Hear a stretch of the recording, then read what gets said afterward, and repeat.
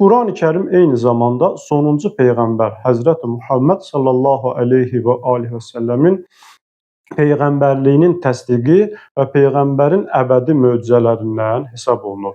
Ki, peyğəmbərin peyğəmbərliyini təsdiq etmək üçün bir neçə yolları var. Onlardan da biri mütləqdir ki, peyğəmbər möcüzə göstərsin. Möcüzə də ona deyirlər ki, qarşı tərəfin edə bilməyəcəyi bir əməl.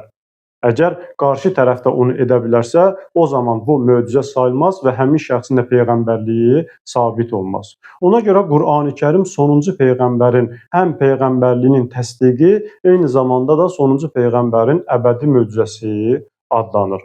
Buna dəlil olaraq 14 əsr nazil olmasına baxmayaraq, yəni Qurani-Kərim 14 əsrdir nazil olub, 14 əsr bundan qabaq nazil olub. 14 əsrdir ki, o şəxslər ki, Quranla mübarizə aparmaq istəyiblər, Quranı aradan aparmaq istəyiblər, onlar Quranın gücünün qarşısında özləri məğlub olublar və Quran, belə deyək də, öz gücünü həmişə göstərib və eyni zamanda da öz möcüzəliyini və öz müasirliyini qoruyub saxlamışdır.